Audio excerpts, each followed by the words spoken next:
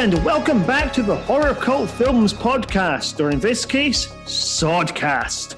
I'm David Smith, and tonight I'm so excited to be here talking about the latest sequel to my favourite horror franchise, Spiral.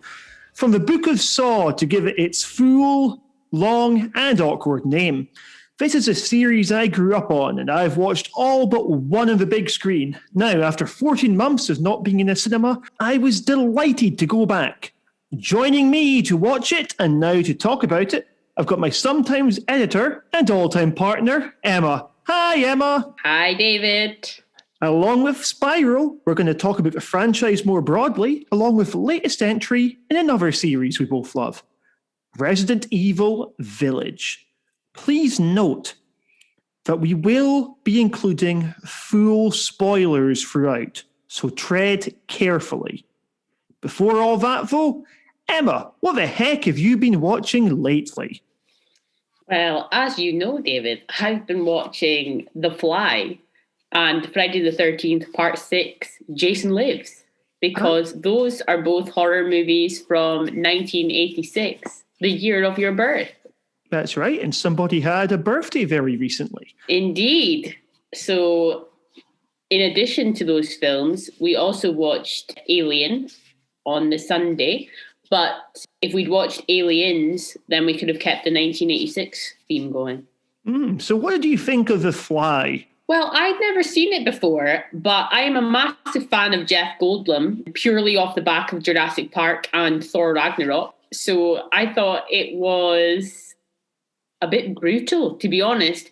If I were having another 1986 themed birthday party, I probably wouldn't choose The Fly, because it's not really a film that gets you in the party mood. Yes, indeed. Watching that shortly before a Chinese takeaway was a bad choice. I mean, it's not just that it's gruesome, though. It's that it's so tragic. I think that the tragedy is very much sold purely because of Gina Davis's performance. She brings an element of believable sadness to the whole situation, which is very much counterposed to Jeff Goldblum's complete off-the-wall performance, which only Jeff Goldblum could have done. I agree. He was absolutely perfectly cast in that as well, though, in terms of the kind of idiosyncrasies that the character would have before the transformation. It meant that there's always a hint of Jeff Goldblum below all the makeup, you know? Indeed. So even when he becomes the final product, I suppose, for want of a better term, you can still see underneath the surface it's him. But equally, as a human, the Jeff Goldblum isms make him seem like the sort of human that could potentially turn into a fly. It's a very great example of like where horror potentially gets underrated when you're looking at things like makeup and effects, because so much of the film hinges upon how well Cronenberg captures this transformation. You know, the mutation that he's undergoing, the change that we see in him that begins relatively gradual. And then towards the end, this horrific imagery is man and machine get combined. And, he's coming out holding the gun to his head. The whole thing's really, really sad. And it makes you feel for an animatronic fly in a way that I didn't think I would. Absolutely. I thought the pathos at the end, like the way that the monster really looks distraught, and it's really an achievement. It also just occurs to me right now, I was thinking about the third character in the movie, which is Gina Davis's boss, whose name I've completely forgotten. I've also forgotten Gina Davis's character's name. But it's interesting that he sort of undergoes a transformation from like monster to man, because he begins as like a very seedy, kind of untrustworthy. Yeah, exactly. He is her boss, who she's had like a sexual relationship with previously, and at the very, when we're first introduced to him, or in the second scene we're introduced to him, in. He's like let himself into her apartment and is taking a shower. Oh, Like yeah. he's consistently making like unwanted sexual advances towards her and being a complete arsehole.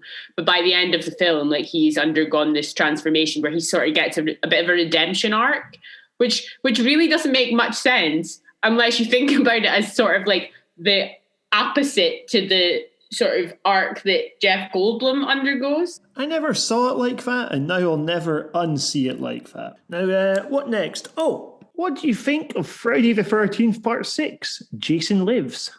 Well, as we discussed while watching it, Jason Lives is one of the first films that actually introduces a bit of comedy to the whole series, which is much needed by that point. I mean, Part 6, although potentially we're going to contradict ourselves later, but Part 6 is not generally the highlight of any series that goes on for that long. Mm-hmm. So it's quite silly by that point, but it kind of needs to be silly in order for the audience to get much out of it.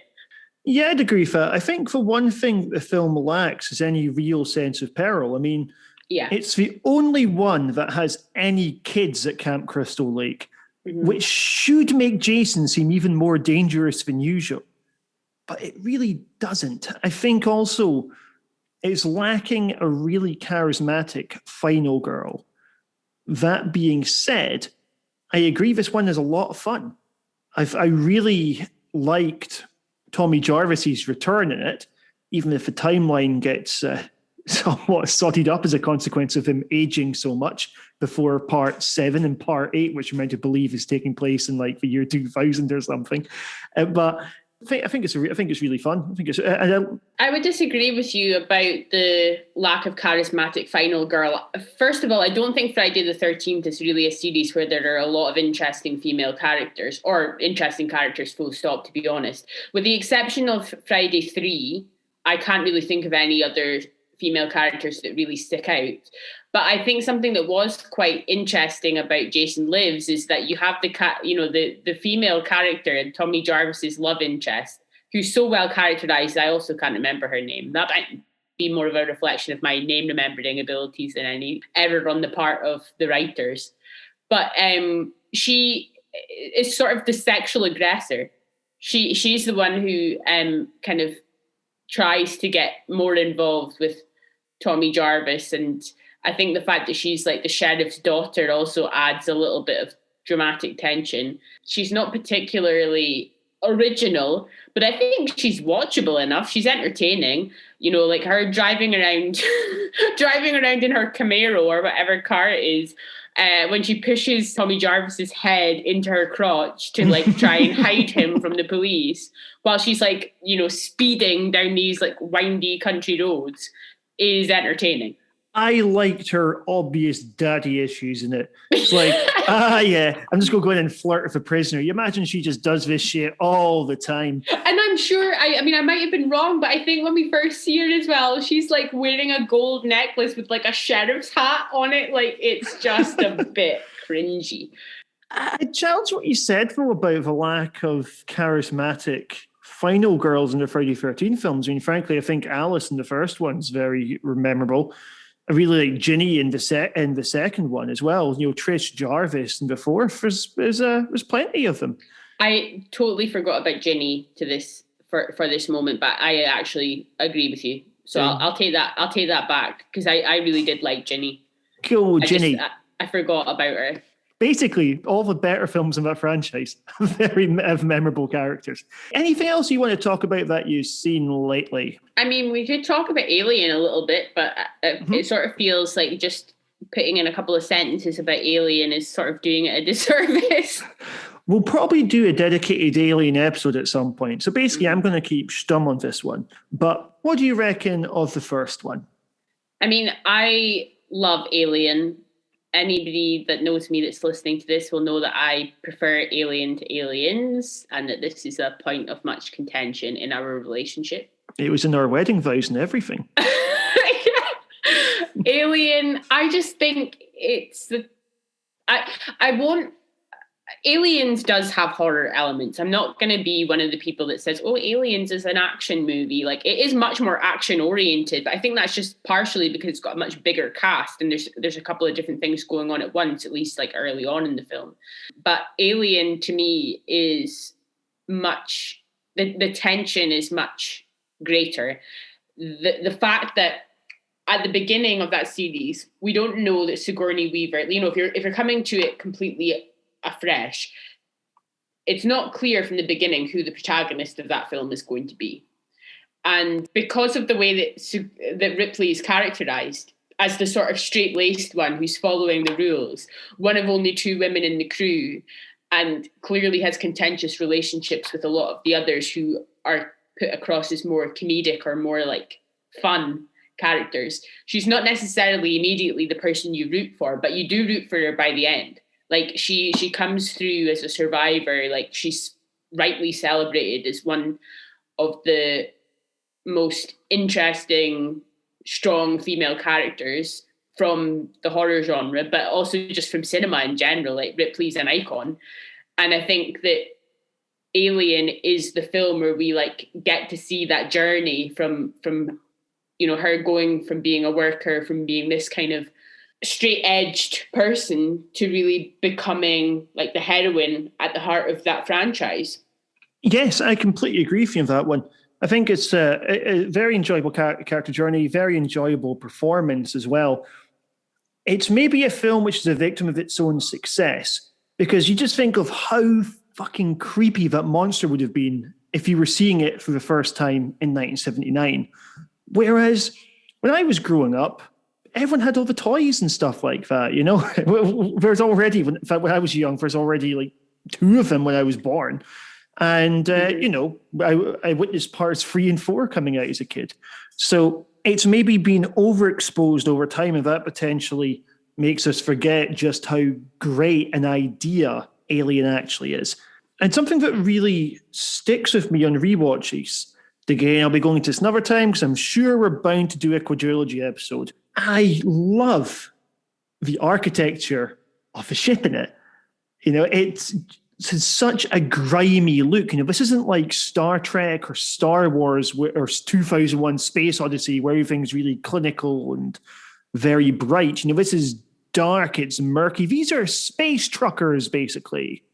Yeah, that was more or less what I was going to go on to say. We watched this film at the weekend over Zoom with friends, one of whom had never seen it before. But she knew that Ripley survived because, it's the same as knowing that Darth Vader is Luke Skywalker's father. Like, we know that from, culture, from pop culture references and, everything from Family Guy to Saturday Night Live to, all of these things are just floating around as memes. Like, you're going to have spoilers for these giant franchises without ever coming near them. But it would have been amazing to watch Alien with absolutely no knowledge of what I think that what you're saying there about the fact that it's truckers in space, Alien is an inescapably, science fiction oriented film, but at the same time, like, just because, it's Alien, they have to discover this creature that is something so far from human, so scary. But also, the film could have easily taken place with a few changes on a freighter at sea or in an oil rig or somewhere like that. It's not one of these films that, like Star Wars, sorts of revels in in a galaxy far away of it all. Yes, because as we were saying about the Guardian columnist a few weeks ago who was going, oh, Alien's a sci-fi film, it's not a horror film. It has a sci-fi location, but it's a horror narrative. This is basically a haunted house film. You're right, this could easily take place in a ship as well, just a boat with some changes. I suppose what space does is it gives you the ultimate no way out scenario. As we say, in space, nobody can hear you scream. In space, you can't call 999. You can't call up the Coast Guard or anything along those lines. And they don't have to worry about how anybody's supposed to have done anything without mobile signal. Mm-hmm. And on to the things that I've watched lately. I will keep this quick because I know that you haven't seen any of these.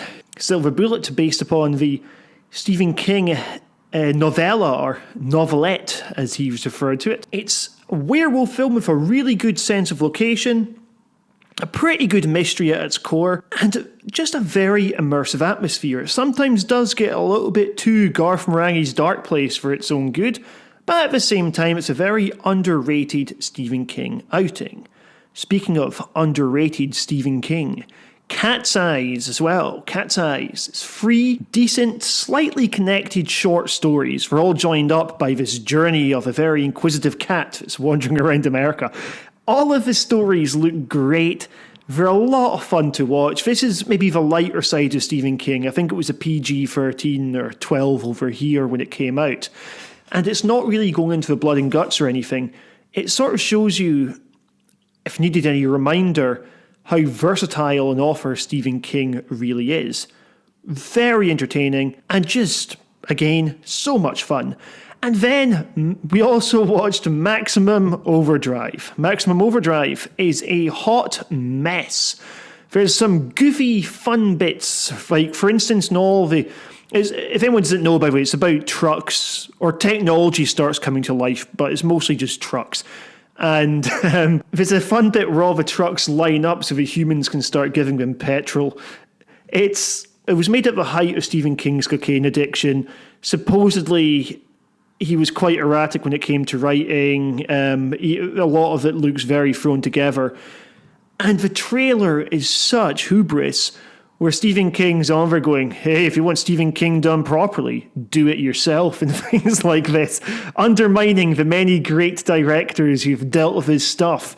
I assume he was aiming at Stanley Kubrick. Of course, he also is having a go at Brian De Palma, among many others. And then turns out this, I would say, fairly substandard, fairly badly written movie where, in fact, the whole nature of the threat is introduced in some text on screen at the end, the beginning, and then it's like how to get rid of it is just explained at the end of more on-screen text. The other stuff that I watched Empty Man, which feels like 2 different films that are both quite good but really don't work very well when they're smushed together.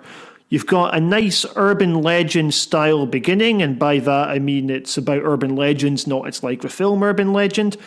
And then it gets into a bit more kind of possession territory in the second half, a bit more of a kind of conspiracy angle, but I just don't think the link between the two works. And finally, the one I want to mention here for Ross, if you're listening, I finally watched Final Girls. Final Girls is a loving send-up of slashers. It's got a lot of heart to it, a really good mother-daughter relationship at its core. However, it's a little bit too bubblegummy and a little bit too tame to resemble the thing that it's a pastiche of. Not really a huge complaint, but it did bother me. Now, before we get on to Resident Evil 8, I wanted to ask your opinion on a couple of trailers that we saw at the cinema last night. What did you think of the looks of A Quiet Place Part 2? So I liked A Quiet Place. I did find the trailer a little bit disorientating because it seemed to start off as with like action which must have taken place before the events of A Quiet Place. And that confused me a bit. Yeah, I think it'll probably be a cold opener for the film. Because it's presumably they're like, all right, now we have a budget, so let's do more things that we couldn't do the first time around. Yeah, which I don't really think added a huge amount to it, because we sort of already know where the characters have ended up, like from watching the first one. So that didn't really intrigue me that much. I'm sure I've seen an older trailer for A Quiet Place 2 that had more of a focus on this like new male character who seems to have entered the fray, which I actually seemed a bit creepier to me. I liked that one better. The religious guy.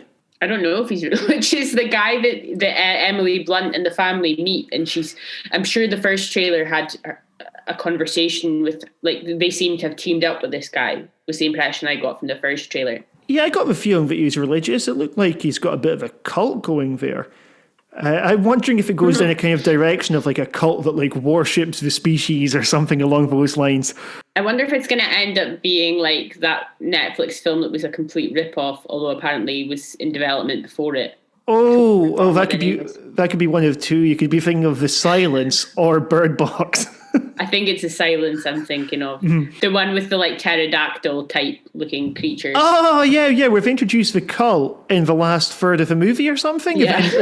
Like it's weird. They have this standoff, but they've still got like most of the country to cross, but then it just cuts to them over there. You're like, what happened to the third act? It must be even less satisfying in book form.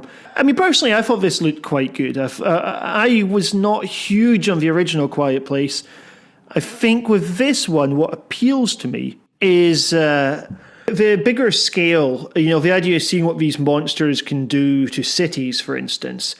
I do think that, because it's another example of a non-speaking entity as your baddie, then presumably it's going to have to focus on kind of intertribal conflict between humans, who controls the resources.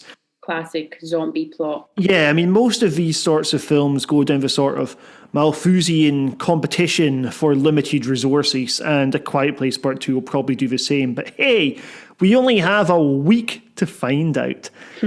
And lastly, what did you think of the trailer for The Conjuring Part 3? The Devil Made Me Do It. Underwhelming. I have enjoyed Conjuring films in the past. I really liked Annabelle Creation. That's definitely my favourite one. But it's interesting that it is one of the few that doesn't include Vera Farmiga, who I think is by far the best actor in the series. And I also think that the chemistry between her and Patrick Wilson like carries some of the sillier aspects of the Conjuring films. But even though it looks like they were going to have slightly more to do in terms of like dramatic stakes in this movie, like they really made it seem like they were going to be put in real danger, which normally they kind of are free of. You don't normally feel in the Conjuring films like Ed and Lorraine. It never really feels that they personally are in danger, although they're there to kind of support the other characters in the films. But it seems like this Conjuring film is very much going in the direction of placing Lorraine in danger personally. So that should be more interesting to me than it is on the basis of the trailer. The thing that really jumps out at me with this one is how insanely bad taste the film seems. You're like, okay, for using a real-life trial as a basis where the actual defendant went, oh, sorry, I committed this murder. It was Satan that made me do this. And what I just thought was, okay, could you imagine being related to the victims in this one? And then, because presumably the film is going to go down the route where Satan did make him do it, right? Yeah. Otherwise, it's not a Conjuring universe film. There's been a few of these sorts of movies where it's all right. Let's focus upon a real murder, like The Last Words of Frank Garrett or something, and then it's just that happened in real life. Real people died as a consequence of this. And we're like, yeah, devil, lol. That guy was innocent. I mean, given what we've seen from the Conjuring universe so far, I would assume you're right, and it's going to be quite distasteful. But I don't think that, they could go down the route of, yes, the devil exists, but this guy made his own choice. Like there might be a bit of a bait and switch. I'm not saying it's impossible. I am saying it's unlikely. So that's our views on films up and coming. Now, let's have a wee chat about Resident Evil Village.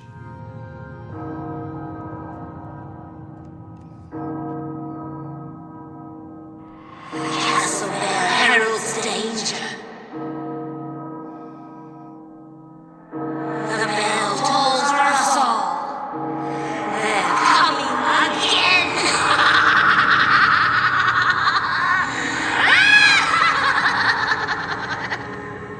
Oh, Resident Evil Village. Emma, you've always been a fan of the Resident Evil games, right? I have indeed, although we were a Nintendo house, so I didn't play Resident Evil until it came out on the GameCube. The first game I remember us having in the house was Resident Evil Code Veronica for the PlayStation 2. I have memories of my dad playing that when we were definitely too young to be watching it. And it has some questionable plot elements. But I've loved the Resident Evil games as long as I can remember. And I also have a slightly higher tolerance than the general public for the films too. But the games are really where it's at for me. And so what would you say was your overall impression of Resident Evil Village? Well, we completed Resident Evil Village on normal mode in 8 hours. Yeah, and I'm not even a good gamer. The game cost £60 and it went into Entertainment Exchange the next day for 40. So we paid £20 for 8 hours of entertainment. I think that was a fair enough bargain on an hour by hour basis. If I were paying for hourly entertainment in other ways, it would probably work out more expensive. Absolutely. Than somewhere under £3 an hour. But it wasn't, it's not one of those games where I had any intention to go back and replay it at a higher difficulty, which I have with other PS4 games I've played recently. I saw reviews of it beforehand, which were broadly positive, sort of said it's a bit fun. And I thought that, it captured something of it was a good tribute to the series post Resident Evil 4. It's an action-oriented game. The puzzle elements that are very strongly associated with the earlier Resident Evil games, they're sort of nods in the direction of puzzles, but there's nothing really as exciting as some of the more complicated routes and items and things that we see like in Resident Evil 1 and 2. I agree fully, firstly, on the length. I mean, the amount that we paid per hour, this game would be extremely exploited if it were a worker. And in that respect, it was definitely worth it. However, I do think that if people are paying 60 quid for it and they're not going to be selling it the next day, I don't know if they're getting that much bang for their buck. Mm. That being said, for a lot of people, the appeal of this is doing it multiple times, playing it on extremely difficult modes, that sort of thing. And, maybe they will get something out of this. I expect there'll also be some DLC. The DLC for Part 7 I thought was quite reasonable. So my overall impression of this game, and people can read my review on HorrorCultFilms.co.uk, my overall impression of the game, it was workmanlike in some ways. It wasn't doing anything as you hadn't done before, but what it did have was a really, really good location. I loved the fairy tale aesthetic of it. You're fighting things like witches, werewolves, and gargoyles at different parts of it. That felt new. The village itself was really cool. You've got this semi-open world bit, which is basically a big glorified hub that's got dungeons sticking out the side, the same way that, say, something like Ocarina of Time might work. But it was still quite rewarding to see this one area change, to be able to explore little tunnels that you didn't notice before. I can't believe you would come for Ocarina of Time like that. Ocarina of Time came out in 1998 and it's more expansive than Resident Evil Village in terms of the open world aspect. It is the village hub feels both very large in comparison to other comparable Resident Evil hubs, in the earlier games you're talking about, the mansion, but it also is a lot smaller in some ways. The Resident Evil mansions were interesting at the beginning because you were sort of slowly unlocking different areas of the map. From the beginning, Village has these aspects to a certain extent, but it also feels more empty. Something that I enjoyed about the earlier Resident Evil games is there were a lot of sort of notes lying around that sort of unveiled revealed secrets slowly and revealed a backstory that isn't really, you didn't really have to engage with in order to enjoy just the kind of mechanics of the games and the action oriented bits. But it kind of creates this like really rich tapestry of a story that the Resident Evil Village sort of hints to. It ties it all together when I think at the very end, there's just I mean, I know that we're doing spoilers, but for anybody who's listening who is a big fan of the series, like, there's just a little nod to to how this game connects to the older games, which is quite satisfying for like longtime fans of the series. But mostly it feels quite empty and insubstantial. Like it's like the candy floss of games. Like you're going to enjoy it like for a short period of time. Bits of it might, stick in your teeth for a while afterwards, but soon it will be forgotten. Yeah, it's kind of got that slightly disposable feel of, and this is quite a good comparison if I do say so myself. It's like the horror section of a theme park. You're like, oh, here's the creepy mansion bit, ooh, here's the haunted lake. And I don't think many of them really stick, particularly not in the second half. The game's two best levels are towards the beginning. One of them is the castle, which by now you're going to have seen in all the trailers of a big 9-foot woman walking around. Yeah. That is a great bit. And it's quite tense. You've got your stalker character who's overpowered, just like you had in part 7 and also with Mr. X, was it in part 2? Yeah. But I think, Nemesis. I think that what you're kind of touching on here is the fact that it, in some ways, is a sort of like greatest hits of the series. Like the Eastern European location is obviously reminiscent of Resident Evil 4. The Lady Dimitrescu sections, that's obviously like Mr. X, Nemesis, the large villain who will just kind of appear and is a threat. But she never really felt threatening to me in the same way that Mr. X did, because most of the time it's quite easy to run away from her. Like she never really appears somewhere where you feel like, oh, I'm actually really stuck now, like she's about to kill me. Which with Mr. X, like, is partly because of the like awkward controls of the earlier games. Obviously, I'm not referring to the Resident Evil 2 remake because that corrects a lot of that. But in the early games where you're threatened by these large creatures and you've got the sort of fixed camera angles and it's third person, it's much harder to quickly run away. But obviously now that the series has taken a more action-oriented turn, it's less threatening. Yeah, and I also think that, with Mr. X, you can hear him thumping away in the background like, oh shit, he's getting closer. Whereas here, it was a less confined space. With Mr. X, he was chasing you down very narrow corridors. If you're caught in a dead end, you're fucked. Whereas with her, you just run around the side and then dally on your way. And I think I realise how much I'm now sort of beginning to sound like one of those people that's like, everything was better in my day. But it is sort of like, I think the reason I really loved the Resident Evil series, besides like a just general sense of like childhood nostalgia, is that there is a real like dread in horror, which is created through the mechanics and created through the setting and through the sort of like, cinematography, I guess. I don't know whatever the game equivalent of that is, but like sort of setting up the scenes, the fixed camera angles, which were really annoying if you're trying to like run away from somebody, but do kind of, give you that horror feel.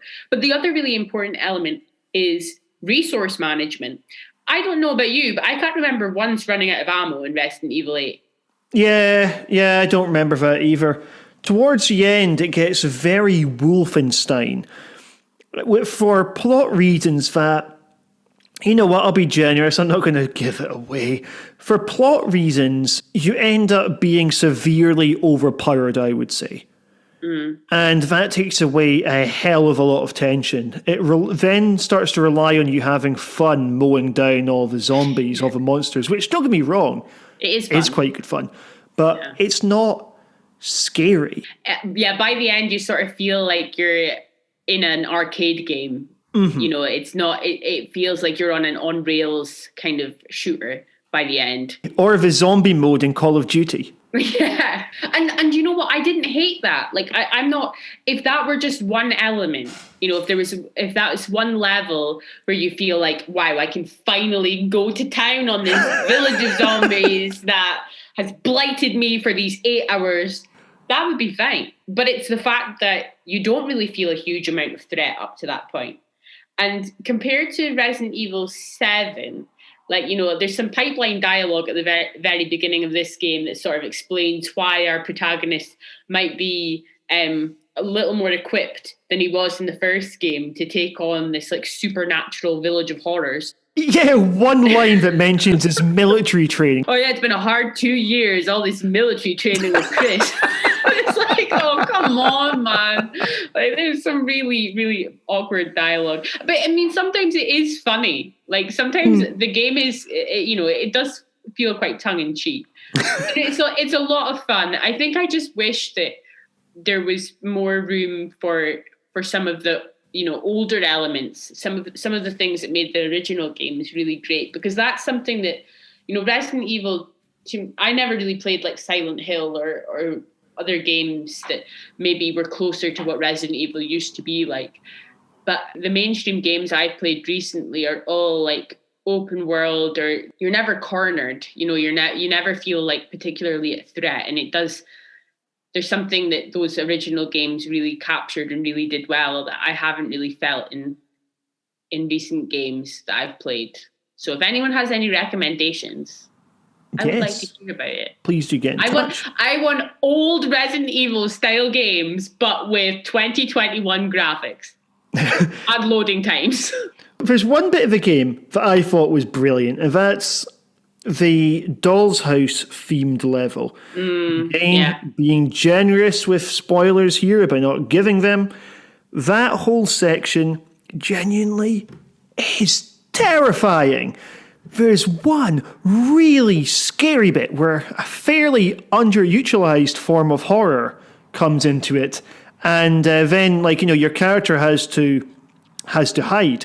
Do you know what? I was like, I don't want to see this thing properly. Yeah. Like, oh God, that whole bit was brilliant. And you lose your weapons for that too. I mean, that was Resident Evil at I'd say its most creative and its best. It was by far the most satisfying bit of the game. And then the second half of it, you know, you've got some boss battles where it's just, all right, it's a big thing.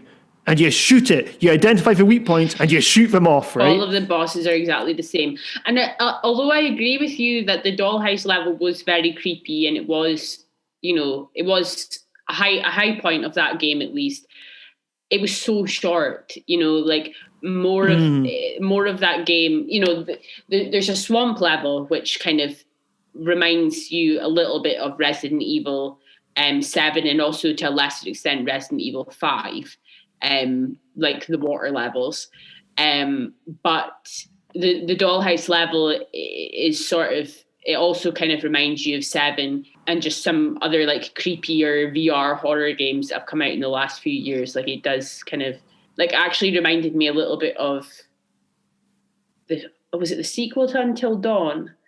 There's a bit where no, sorry, it's the VR Until Dawn game. You know, the like roller coaster. Oh, yes.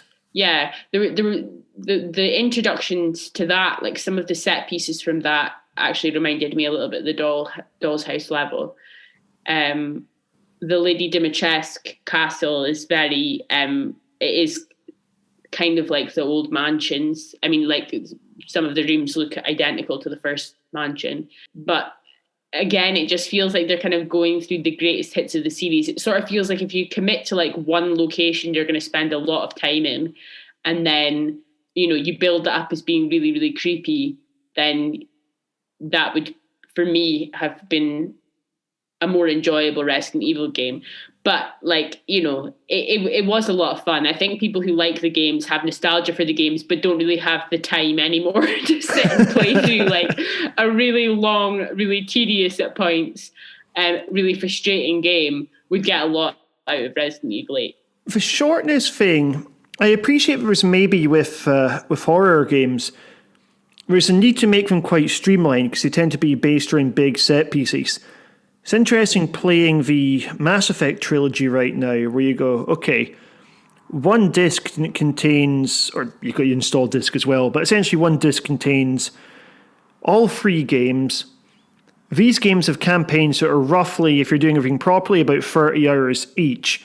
You think of all the amounts of dialogue options that you have, the amount of characters that, if they die, are still in all the sequels for people who kept them alive previously. And you go, that fits in one disc, and Resident Evil 8 fits in one disc. Now, the graphical capabilities of Resident Evil are obviously stronger. And you know what? The village, it looks pretty impressive. There's some good world building going on here. You know, it looks like an actual location in a way that a lot of the other Resident Evil games, they don't. Like when you're looking at the police station, Resident Evil 2, and you're like, what's our police station we possibly have this as its door? Is that where my tax money's going? Right? You know, oh yeah, you get these emblems, put them in these slots. Then you'll get to the reception desk. It's like, fuck I feel that. like we're stretching it a bit now, David. Like if we go, if you're looking for realism in your Resident Evil games, like I think that's a bad rabbit hole to go down, because then you start like getting into arguments about the mechanics of the T virus and the G virus and the all of these different things. And it's like best not to examine those things quickly if you're looking for too closely for. Yeah, whatever the financial model of the Umbrella Corporation is. Like, how do the Umbrella Corporation get insurance? I mean, that's my question. It's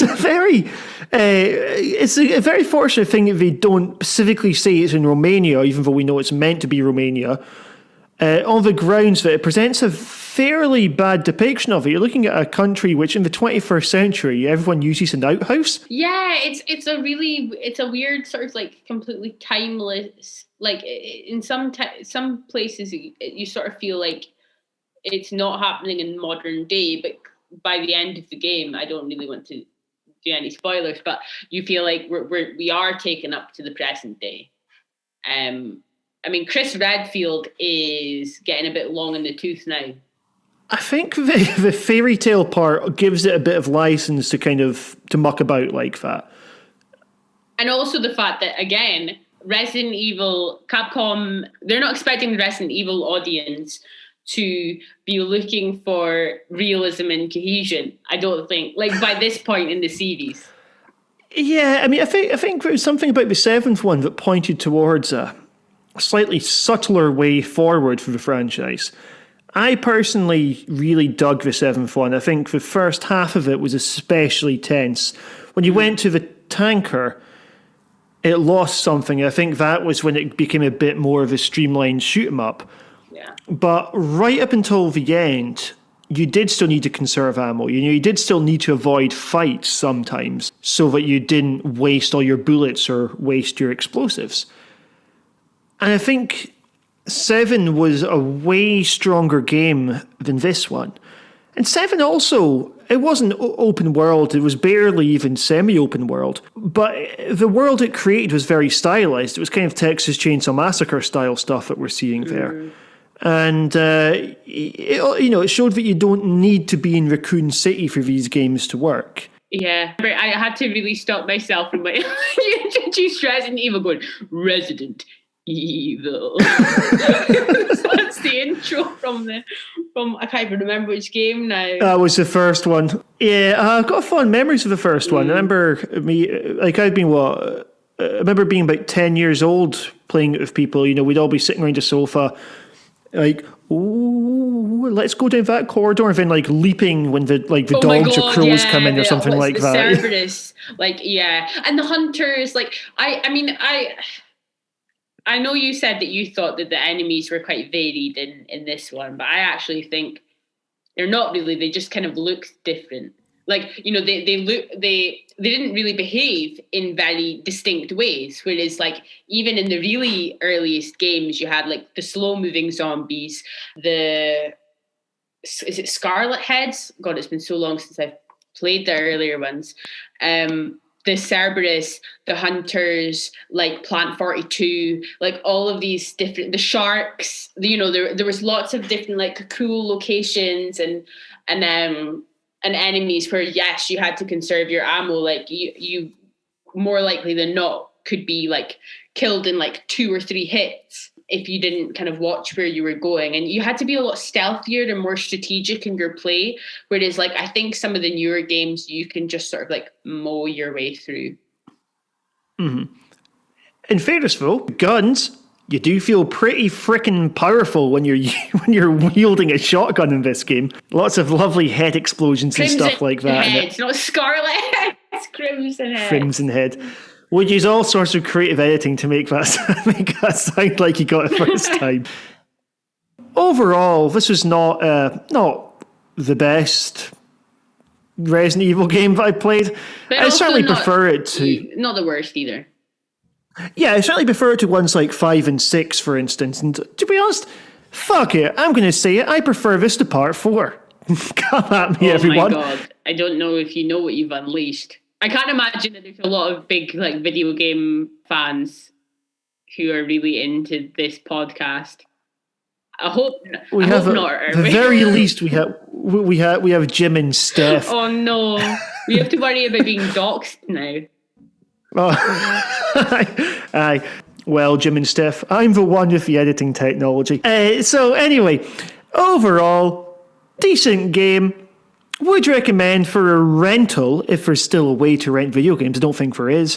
Or just to purchase and then to sell it onto a shop shortly afterwards for a similar amount of money to what you would pay for most games. Yeah, I think if you don't already have a lot of other games on the go and you do have some nostalgia from Resident Evil, but you don't ask for too much from the game, you're happy to just play a bit of a shoot 'em up, you are the ideal customer for this game. You should buy it and then return it once you've finished. God, we're so going to be bringing down the video game industry with this comment. And of course, all the influence that we have. Oh, God. So, with that over, let's talk about another way of playing a game. We are going to be... Oh, my God, that segue. Flawless. It's off-the-cuff stuff as well. Yeah, that's where you like me. So we're now going to be talking about Saws numbers 1 through to 8. And then we're going to be talking about Spiral.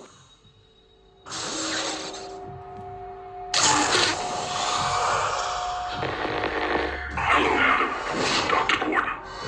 I want to play a game. The Jigsaw killer. Paul, find the path for the razor wire. Technically speaking, he's not really a murderer. He never killed anyone. Dr. Gordon, your aim in this game is to kill Adam. If you do not, then Diana will die. He finds ways for his victims to kill themselves. I'm sick of people who don't appreciate their blessings. I've given you a life purpose. Looks like our friend Jigsaw likes to book himself front row seats to his own sick games. He doesn't want us to cut through our chains. He wants us to cut through our feet. Welcome back. So, Saw. What a franchise. You know, something that I really like about these films is you can't just watch them in any old order or anything. You know, there's a deep lore going on here. There's a lot of little subplots that is developing as the series goes on. There's a really cool modus operandi at its center with Jigsaw and the various other Jigsaws that we see. You know, the whole, all right, you can survive this. Pretty much no one ever does, but you can survive this. But it's a great personal cost to yourself, and it's going to hurt like fuck. But it's meant to teach a lesson. Essentially, it's ironic deaths. It reminds me of we have Hell in The Simpsons. You got the devil saying, you like donuts? Well, you can eat all of the donuts, right? And Homer's just getting his face stuffed. That's basically Saw for now 9 entries. I think you're more explaining 7 now. So, what I want to do in this is talk about it quite broadly. We're not going to do one of those film by film run-throughs because that would take ages, and if anyone's interested in Saw 9, they've probably seen most of these many times before. But do you have a favourite Saw film, Emma? I mean, asking someone if they have a favourite Saw film is sort of like asking somebody who very well remembers the 90s what their favourite Disney film is. Like, obviously you mean except The Lion King. Or you mean except the first Saw film. Let's focus on this. Why is the first one so damn good? I think the fact that it all takes place more or less in one room is intriguing as a concept. The mystery plays out. We don't immediately know, unlike the follow-ups, that this is part of an elaborate plan to teach people lessons, to punish people. At the very beginning, there's this sense of mystery. Why are these two men here? What's the connection between the two men? What's happening? Neither of them remembers initially. They're trying to figure out, why are we here? What's the connection? And I like the setting. Like, it's this, you know, really disgusting bathroom. The tiles, the fact he's chained to the pipe, they're not close enough to touch. There's this dead guy in the middle of the floor. It's an intriguing scenario from the very beginning. And seeing the relationship develop, seeing the realizations occur, the twist at the end, like, all of that stuff makes for a great horror film. I fully agree. It's something where a lot of sequels struggle. Something that a lot of sequels struggle with is that the neatness of a premise is something you can only really explore once a lot of the time. In fact, to use a non-horror example, take Jurassic Park, for instance. The entire ethics of it and the irony of the audience wanting to see the dinosaurs that are also deadly, which mimics the park visitors would be feeling the same way. You can only really do that once. After you've bogged people down in the whole philosophical side of things, it's then just dinosaur action. And Saw goes the same way, where there are still mysteries going on throughout it. There are still really neat twists, and there's still things to learn about Jigsaw. However, you only have the corpse rising once. You only have the kind of discovering the motive, discovering the modus operandi once. And yeah, you're right. It starts off in such a confined way. You know, it's just two guys in a bog thinking, why the fuck are we here? And the audience are like, yeah, why the fuck are they there? I'm along for the ride to find out. So it's got a level of intimacy that none of the others have. Absolutely, yeah. Very small scale, and it's not, despite the reputation, it's not like torture porn by any means. You know, you've got a couple of money shots. Although, actually, to be fair, the entire label torture porn I've always hated. You know, I think if you're going to call something torture porn, but you don't call like a comedy laughter porn, or you don't look at like a drama movie and call it emotional porn, then it's just elitism there, you know? I mean, I don't have any real strong opinions about the torture porn label thing. Like, it's not. I'm sure I was speaking about this last time I was on this podcast about how the Saw movies, I have a lot of fond like memories as a teenager, like watching those with my best pal, and you know, we would watch them all over and over again. And it wasn't at that point. I think teenagers probably like have an interest in like horror movies, particularly because it's about boundary pushing and like, you know, wanting to put your, you know, to kind of have a sense of danger, but also in quite a safe space. You know, like you feel the threat of you can put yourself in the position of the survivors without ever really being, you know, in any danger yourself. But I think that as the series goes on, like they know who their audience is. Like they start to, you know, the traps are what people are watching for. I think you want to know, how are they going to do, like, it's going to be creative. It's going to be, you know, how are they going to like put people in these grotesque situations. And as the series goes on, like I'm thinking in particular about like Saw 5, like they're constantly upping the ante. Like, how can we make it more grotesque, more outlandish? And I think that the first film, to me, there's a story at the center of that, which is more and I think that that's true of Saw 2 and Saw 3 as well. Saws 1 and 3 are my favorites because I really like the story in Saw 3. I really like the twist. I think it takes risks with, killing Jigsaw off in that film when there's still like 6 entries after that point. Like, they keep it going. There's still life in the old girl yet.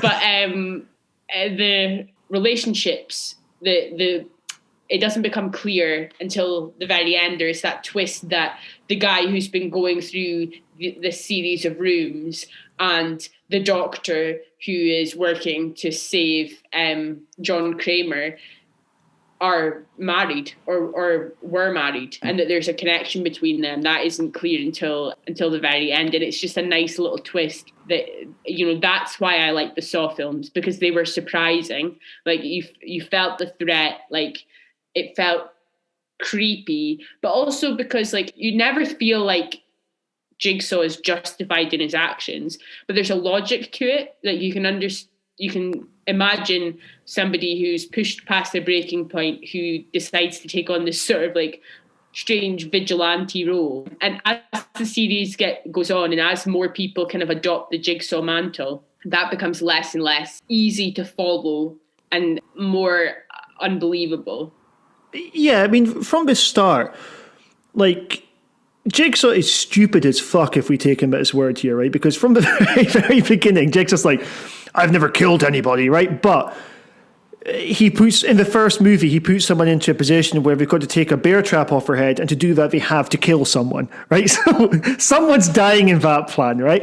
But at the same time, it doesn't really matter because maybe it's down to how well Tobin Bell plays the part, actually. You believe that he believes it, You believe that Jigsaw's got enough cognitive dissonance that he's able to convince himself that he's helping people. And it's a kind of hypocrisy that other characters point out to him. So the writers definitely know this. Yeah. And I think he like Tobin Bell, as much as you occasionally joke about when you see Tobin Bell appearing in other stuff and he's not really acting, he's just putting on different clothes and saying different lines. Like, at the same time, he does what he does really well. There's still a kind of, there's a vulnerability behind the character's eyes in it. There's a backing story that I think he really plays to. And he manages to make Jigsaw, who could easily be like a comic book villain, like a Riddler-style character, he manages to make him interesting. So, absolute plaudits to Tobin Bell if for some reason you're listening to a Horror Cult Films podcast. Can you remind me, was Tobin Bell like an army sergeant or like a headmaster of a boarding school in The Omen Part 2? That was The Sopranos. Why did I think it was The That's Omen because it's Part Lance 2? Henriksen in The Omen Part 2. Oh my god, yeah. Yeah, there's crossover.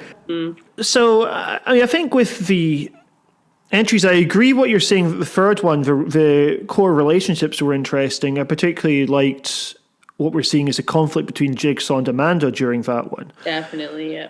And for me, I think that was a stronger one than the second. Second's still a decent enough film in its own right. Like the twists in it are relatively neat. And while the people in the situation, the people of all, how they've got the numbers on the back of their neck, and then they go, what we must do is cut the numbers off the back of people's necks rather than like having them line up or something along those lines, It's a little bit contrived, but at the same time, so much balls to the people writing this, where they went, all right, our villain from the first one, he's going to be captured in the first 5 minutes of this one. And then he's just sitting there having breakfast as they come in as well. He's just doing something totally ordinary. I loved the conflict between him and Marky Mark's brother in that one. 4 and 5, the timeline got a little bit messy. 5 was a bit of a sort of Saw Wikipedia page. We've got a load of flashbacks, and don't get me wrong, some of them really worked. It's got some of the best Jigsaw scenes. It's like, killing is distasteful. To me.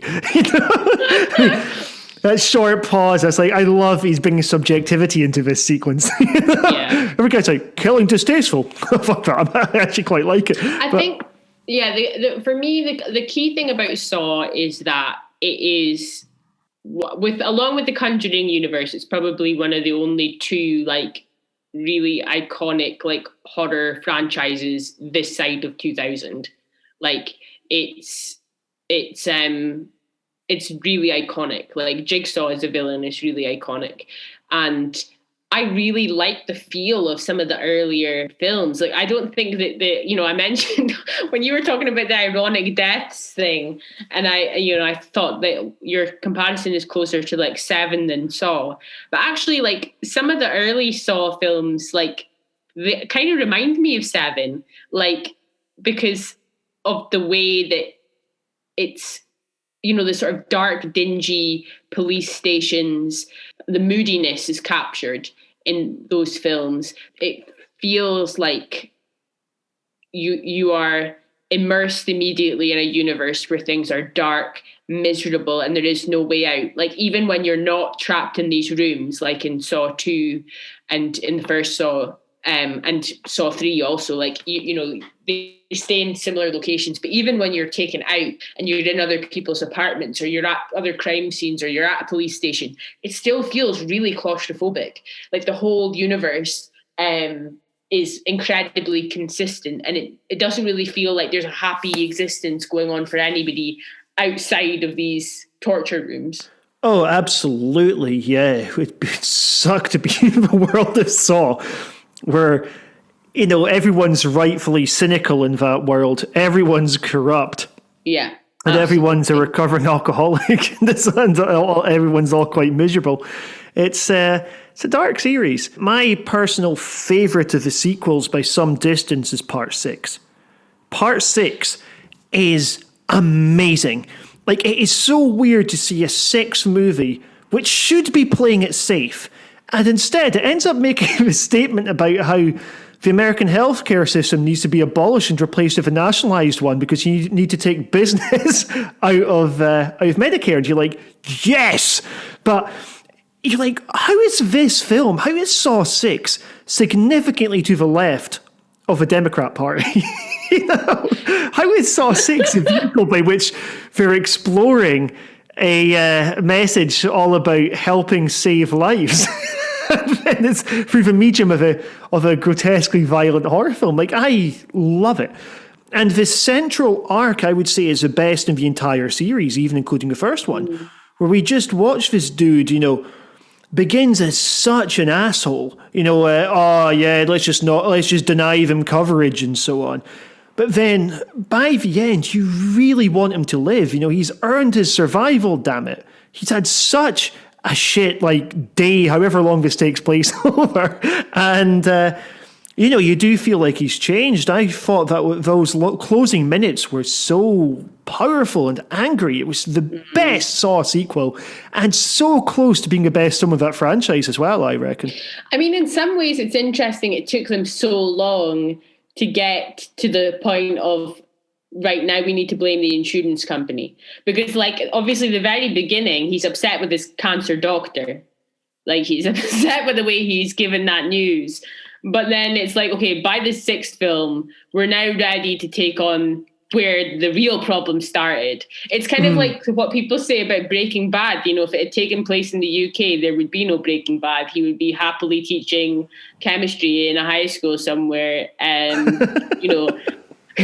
receiving treatment on an increasingly beleaguered but still functional NHS, rather than descending into the seedy underworld of meth labs in order to fund his treatment and secure, a sort of social security net for his family, or secure financial stability for his family, which should potentially be provided by a social security net. Saw takes 6 films to get to the point where they're willing to take on the insurance companies. Yeah, Jigsaw doesn't really look at systemic issues. He doesn't have what you call the sociological imagination. I think while this film is not quite I, Daniel Blake, this is still a film in which someone has to cut someone open to get a key out of him, right? It's still that. I really hope that there's an anniversary edition Saw box set. And Horror Cult Films is invited to produce a tagline, and it is Saw 6 is not quite Daniel Blake, but but it does have some soul. It does have some heart to it. And it's definitely not playing it safe. In fact, I would also say it's the only one of the sequels in which the main plot is more engaging than the ongoing Jigsaw soap opera. There's still a few little bits where Hoffman and Jill, they're duking it out, and that's quite entertaining. Even if Hoffman has what we call Hoffman syndrome, where the actor totally changes their performance once they've been outed as a villain. He's just walking around being as suspicious as possible. Not content with beating Agent Strom V, who's of course played by Luke from Gilmore Girls, which is fun. He's barely hiding in plain sight. At the same time, though, it's good the way that it sets up Part 7. I remember speaking a while back to one of the producers on the series, Mark Berg. If his name was not Mark Berg, I will edit it in and make sure it is Mark Berg. But he was talking about how something that they did from time to time was they'd intentionally leave little seeds to be answered in 2 films' time. So you'll go like, all right, well, Jill's going to open a letter in Part 3, and that becomes Part 5's writer's problem. Like there wasn't like a big encyclopedia of Saw or an ongoing plan of what they were doing. But for the most part, the mysteries they set up, they gave quite a good payoff to. I mean, one of them that was really stupid was when they revealed that Jigsaw was motivated after Jill had a miscarriage, right? And that we find out later it was Amanda who opened the door, and that's what hitting Jill in the bump. There's absolutely no way that Hoffman would know this, and that sort of slightly contrived writing does cheapen it. But at the same time, it's a very consistent series outside the 7th, which I think is completely out of sync in terms of its style. I mean, I don't think 3D was a particularly appropriate vehicle for a Saw film. And I think that film seems a bit stupid and gratuitous now in comparison to any of the others. Would you agree that Saw 3D is the low point? I would fully agree. It's very trap heavy, and the traps themselves are really elaborate. I mean, fair dues to Jigsaw for killing someone for being a white supremacist in that one.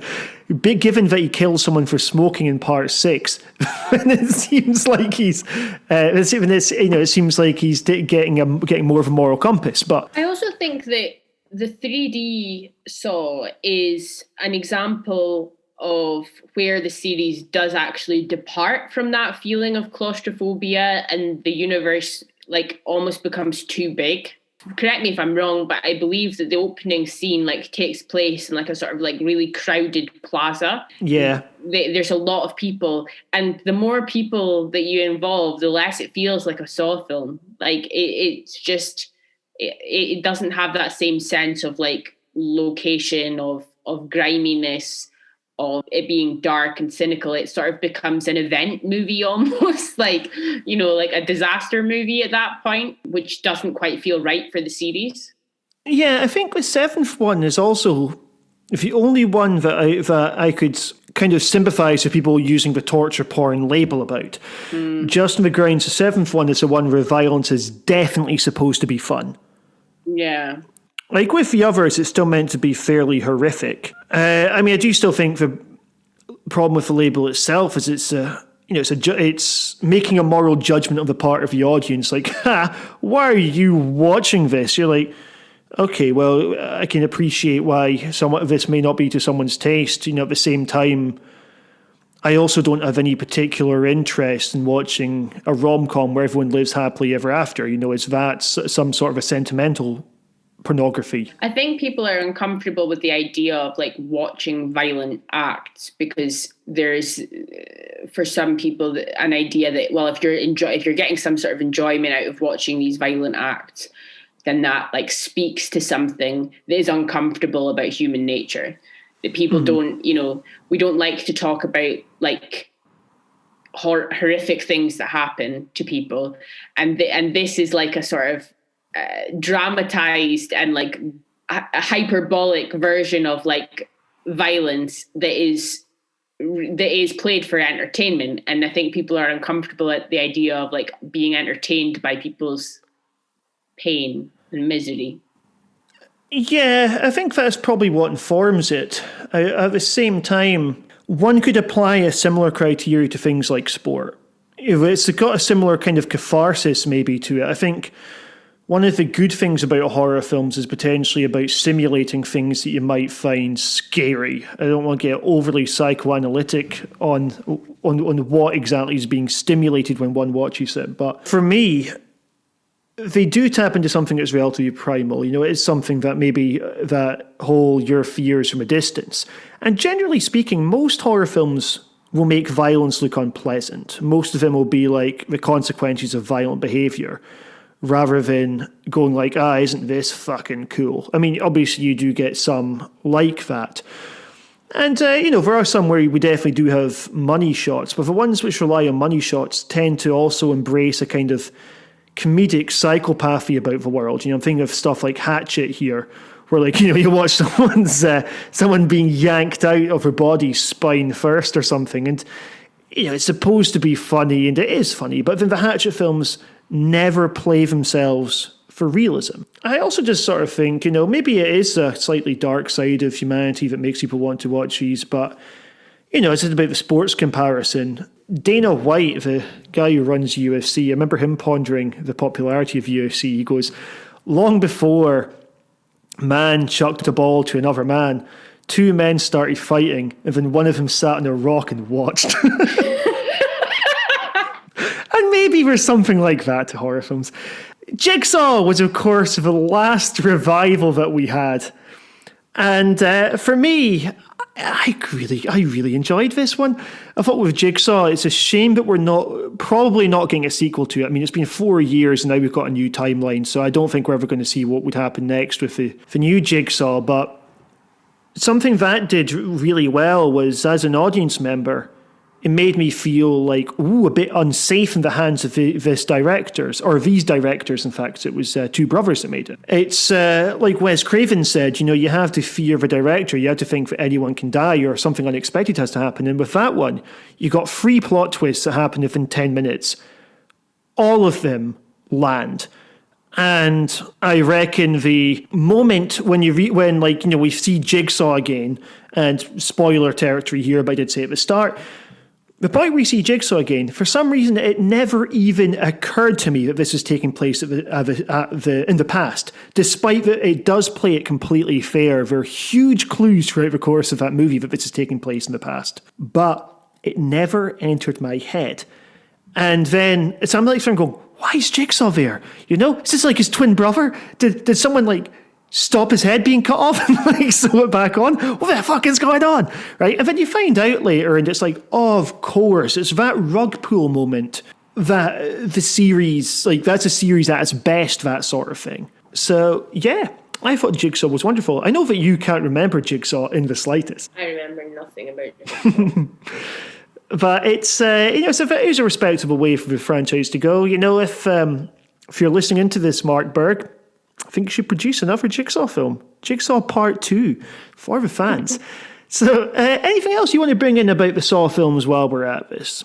I've kind of said everything I've got to say about them. I think that Saws 1 through 3 are great, good. I personally could have been quite happy if the series had left it there. Although I do like 6, 4 and 5 for me were just treading water.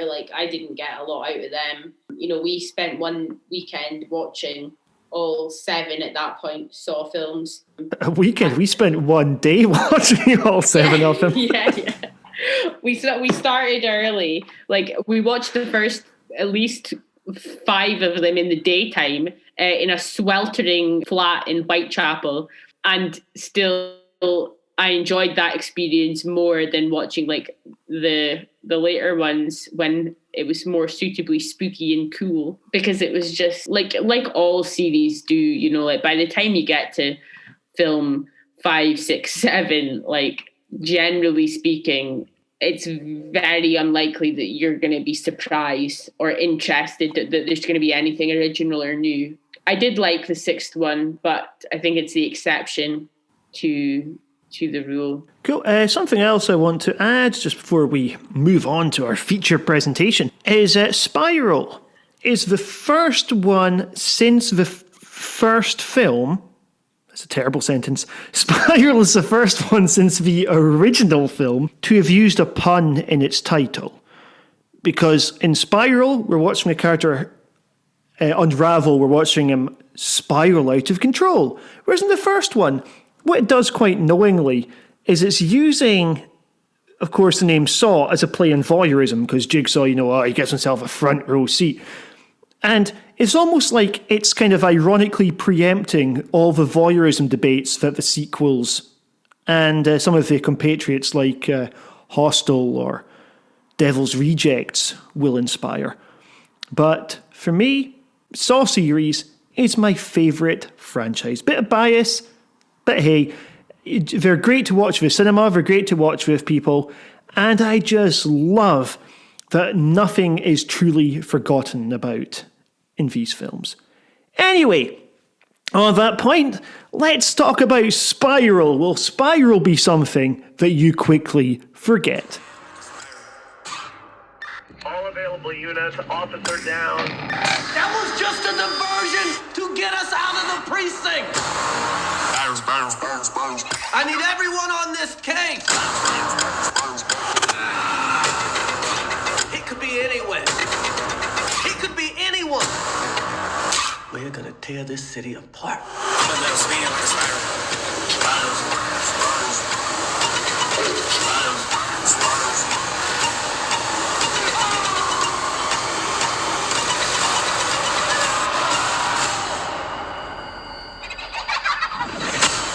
Our feature presentation. Spiral began life as a pitch by Chris Rock when he met one of the producers.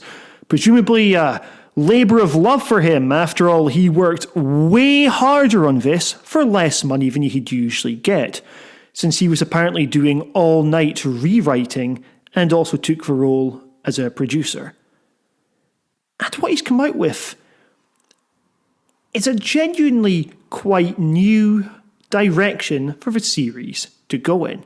Yes, Spiral ditches the soap opera elements for a much simpler, more streamlined lore, and a premise that so grabbed him and grabbed the producer as well is a really quite good one. It's a guy killing off corrupt cops. How timely can you get? Emma, were you a big fan of Spiral from the Book of Saw? I enjoyed Spiral. If I was being generous, I would say in the grand scheme of Saws, it's a 3-star Saw. If I wasn't being so generous, I would maybe say 2.5 stars, because I was entertained. And the reason I was entertained was because of Chris Rock. I didn't find him a particularly convincing actor. Like, I think there were points where he was supposed to be like playing like it for drama, and the camera work had to do quite a lot of the heavy lifting. There's bits where he's supposed to be sort of feeling a bit tortured, and the camera just shakes because it's like, okay, that's going to make it look like he's kind of tortured. But I think, it kind of opens on Chris Rock basically doing like a bit of stand-up about Forrest Gump. And that was very entertaining. Like there are little humorous sort of interludes where he's sort of like doing a bit of observational comedy, which just elevates scenes which would otherwise be a bit boring. And when those sort of injections are not there, quite a lot of the dialogue is very pipeline and almost laughably bad in places. Yes, I would agree with that. I think with Rock's performance, he seems to treat the dramatic scenes as, I'll speak slower than I usually would. And they're not wholly compelling. I think part of his is maybe that there's a couple of characters. So his character Zeke and his partner William, they're the developed parts in this. Everyone else is essentially functional. They're there. Yeah. They're archetypes. They're archetypes that are just there to advance the plot. By the way, folks, we will be leaving no spoiler unturned. So, but we'll be coming towards their relationship in a bit more detail as we go on. If you're only listening to this to know if it is good or not, I give it 3.5 stars. So, moving on. Something that this does, which I thought was nice, was he said, okay, torture films are maybe a bit long in the tooth now. We're going to ditch the trap element to some extent. There's 4 traps in the film, I believe, and one of them we barely see. Actually, no, 5 traps, including the very end. But one of them we barely see, and only one of them's just a money shot, So we don't have the same focus on the traps that we have had in some of the others. And it leads to a more story-focused piece, I'd say. I would agree. I mean, we're obviously following Chris Rock's character, and it's a more, although there's not a huge amount to it, it's more convincing than some of the previous entries. I think that most of the characters are pretty boring. Chris Rock's inclusion, very much elevates the whole piece. I would really like to see Chris Rock take on a proper comedy horror, along the lines of Tucker and Dale versus Evil. Or even the likes of Shaun of the Dead, something where it is a lot more deliberately comic rather than comedy sort of added in as something to kind of give it, give Chris Rock a chance to shine, really doing what he does best. But as a horror film, it worked. There were a couple of bits where I was actually jumping out of my seat in the cinema. But I would say that mostly because the dialogue is so pipeline, because most of the characters are so underdeveloped. I mean, what is Samuel L. Jackson doing there? I am assuming that he owes Chris Rock some money, or he lost a game of cards to him, and that's why he's involved, because the interactions between them are funny. When he's first in his apartment, the interactions between them are entertaining, but the psychology of that character is so underdeveloped. I assume he wasn't around for that long of the shoot. Chris Rock's character, I mean, even a couple of extra lines which sort of explain why he was embroiled in all of this systemic corruption. Why he thought that was a justifiable choice. That's completely absent. We get the idea that, Chris Rock is the one good cop. But we don't really get and so we're buying into the idea that, okay, well, all of the police in this film are bad, and his dad is part of that, but there's no kind of, the film never tries to understand why that is, or to understand, the political statements that it kind of makes that are very heavy-handed towards the end are actually quite weak in terms of what they're actually trying to say. Yeah, because it gets very close to making this a piece about systemic racism within the police and a kind of culture of cover-ups that go on there. However, I think to be safe, it immediately pulls back by saying, all right, well, the person who designed this entire system, the architect of the whole thing, is Samuel L. Jackson. And I think with their scenes, part of it was just a thrill of seeing 2 huge actors appearing in a Saw film. That's just fucking strange. Up until this point, the most famous actors we've had are Tobin Bell, who was not famous at the time. The guy from Men in Tights, Gary Elwes, who again wasn't huge when he did that. He was on his way down when he did Saw. And Danny Glover, who was only the first. So, it was weird seeing Samuel L. Jackson in this, a guy who is instantly recognizable from all the Marvel films, and Chris Rock, one of the world's biggest comedians, appearing in part 9 of a horror series. And I think the thing is, it did feel strange to be watching a horror film with a black protagonist. Obviously, Get Out and Us are the only really mainstream horror films that I can think of that have Black protagonists, and that was a massive deal.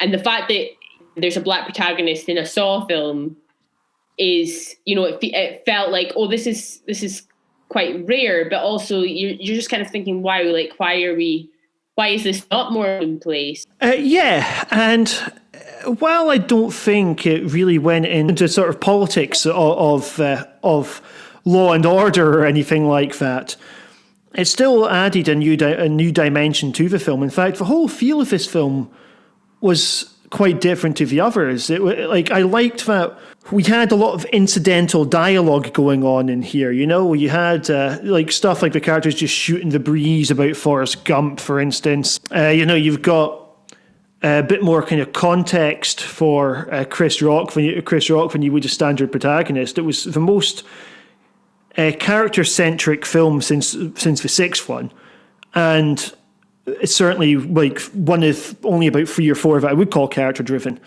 So that really worked in its favour. There were some interesting visual gags, like the bit from the trailer where you see Chris Rock with the handcuff to the pipe with a saw. And then how we get to, I won't bother spoiling that bit because if anybody watches the film, it would, it's fun to see how that kind of develops. But there's lots of callbacks to the earlier films. In some ways, it's kind of comparable to Resident Evil 8 because it does celebrate some of the some of what made the earlier films successful, and it does kind of feel like you're back to a sort of quite claustrophobic, sort of psychologically troubling kind of setting. But at the same time, I felt a lot of the storytelling was quite clumsy. There's repeated use of flashbacks to scenes as if it kind of treats the audience like they are incapable of remembering anything that happened more than half an hour ago. Oh, and I love the bits they try and make them look younger by giving facial hair and stuff. Yeah, which was just not great. Something I really liked about the callbacks of the earlier films is how it's able to reuse some of the iconography from the prior films, but give them a new meaning. So things like the puppets, for example, or the pig mask, these take on a whole new significance when they're being applied to a film about corrupt police officers. Absolutely. And it benefits as well from having Darren Lynn Bousman coming back as the as a director, because after doing 2 to 4, now while he doesn't use the same, he doesn't have quite the same sort of weird cutaways and stuff like that in it, and slightly goofy transitions between sequences, like the bit where someone chucks glass at a mirror and goes into the next scene. What he does give is the usual kind of kaleidoscope of carnage that we have, where you've got lots of big, bright, primary colours going on here. And I really liked that he leaves the confines of small, dank rooms at points to take place, so scenes take place outside. It was something that was both very much consistent with the aesthetic of Saw, but also pushing it to a slightly new direction. So I think it had a lot going for it. I also thought that being back in the cinema was fantastic. It was great going in after 14 months. This film has been long time delayed. And what do we see first? Some fireworks. I was like, yes, this is just the right film to be watching right now. So, yeah, overall, I thought it was a wonderful celebration of all things Saw. Being back in the cinema and seeing a film for the first time in a year and a half, I think the last time I was in the cinema must have been to see Spider-Man Far From Home.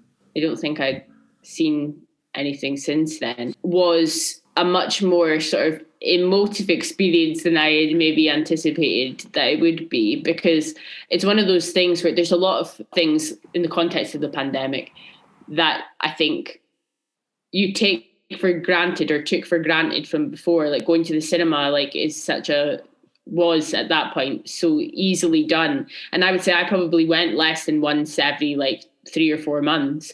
I would say I largely migrated to watching things on the small screen or even on laptops and phones. And there's that advert right before the cinema started. Oh, the John Boyega one. Yeah, the John Boyega one where he's talking about, that was in cinemas like long before COVID. But it was about, the cinema is an experience that can't be imitated. You can't get that anywhere except here. And it takes on a completely new significance when you haven't been in a cinema for such a long period of time. And, the cinema that we were in, there was only a maximum of 40 people allowed there. There were some rows that were completely out of use, and there was big gaps between people in the rows. So you're not, when the next time we're going to have a cinema experience where you are literally sat next to strangers, who knows when that will happen. But it was so nice to be back. I had my first Tango Ice Blast in a year and a half, which was even more expensive, but even better tasting than I remembered it, just because, of the novelty, the experience of the cinema, and everything that goes along with that was brilliant. Whereas I'm one of those people who sneaks off to Tesco to buy a bottle of water because I don't want to pay cinema prices. I mean, I that's understandable. But if I could make a Tango Ice Blast at home and smuggle it in a bag, I'd think about it. But it can't. You can't. The secret recipe, how can you do that? I used to work at a cinema, and the whole thing about cinemas confiscating food is a myth. There was occasionally times when they went, all right, if someone comes in with a burger and chips, for instance, anything that would smell, but for some reason hot dogs are the exception, then you tell them they have to eat that outside. However, people coming in with a bag of wine gums do nothing. But because it's a myth that spread quite far, then what people will tend to do is hide their own things. You'll get someone coming along with a big bulging pocket that you imagine that's their Revels or something. They're like, oh, hello. Revels? Do they even make Revels anymore? I don't know, maybe. You don't understand this reference. Look, I wasn't making a comment about whether or not cinema staff would confiscate my homemade Tango Ice Blast. I was more making a comment about my complete inability to replicate the Tango Ice Blast. It's inimitable. It is. Now, it's something that we got to tackle with this movie, and honestly, this is your last warning. We're about to spoil the whole thing, so, if you don't want to know anything, just fuck off, right? So, if you're still with us, that ending is so bloody obvious.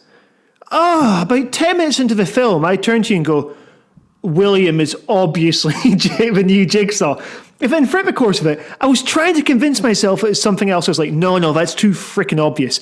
Maybe it's Zeke, right? Maybe he's investigating things he set up by himself. After all, he seems psychopathically calm with the thought of all these people dying, right? But no, too much evidence it wasn't him when you see him by himself and he's still shitting it, right? So then the film's trying to make you think it's Samuel L. Jackson. The big red herring is, what if it's his dad?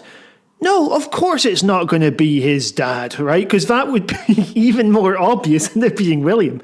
William seems like here's the twist version. Now, I wondered to myself, is this because as a member of the Saw audience, I've seen 8 of these beforehand, you know to expect a twist, and you know it's not just going to be some random person. However, I really think this was a very obvious one. One of the producers, in a bit of hubris, went on Twitter shortly before the film came out and said, I reckon 1 in 10 of the audience will figure out who the killer is. I would be really surprised if 1 in 10 didn't figure out who the killer is. What did you think of William, Emma? I didn't guess the motivation. I didn't guess the connection, why it wouldn't be him. But there are so few characters who are even remotely characterized in the film that there are one of 2 options, like Scooby-Doo style mystery. And the film was so heavy-handed in trying to set up Samuel L. Jackson as the killer that you knew, well, it's not going to be him. There's no way it can be him. I mean, the obviousness of it, that didn't hamper my enjoyment as much as the pipeline dialogue and the kind of boring traps and the awkward like flashback cuts, that those things all made me enjoy the film less than like the obvious twist, because like that's not really what you care about. What's more interesting than who done it is the why done it, and the why done it for me was okay. Like I kind of thought, oh, that's quite a nice way to tie it back. I agree. It did make me wonder what the hell he saw in Chris Rock to begin with. Because Chris Rock is still complicit in all the corruption that he's supposed to be against. Where he's like, yeah, I came to you because we share a similar ideology about bad apples and the police. You're like, what? This guy's the one who went, shh, to tell you not to to tell you not to react after you watched a cop shoot your father. Like, and we've already seen Chris Rock beating up a drug dealer, right? Now, this is not your boy if you're looking for someone to take on police corruption. Yeah, but it's not about police corruption. It's about like, because he's obviously a fan of vigilantism. It's like police corruption where innocent people suffer. He's absolutely fine with watching a drug dealer get battered or shot. Like, that's okay for him. Because he's literally like, let's murder people who we think are not up to our moral code, the Dexter code of right and wrong. It's a weird bit as well where we're meant to buy that, like, you know, Chris Rock's character Zeke is some sort of like a stickler for justice throughout it, and also like a total outcast in the department. Yeah, it doesn't quite add up for me that the person who lies the most in trials is also his best friend. Like, yeah, exactly. That was such a weak way of making him want to take the case. Like, oh, my best friend's dead. The most corrupt cop of them all.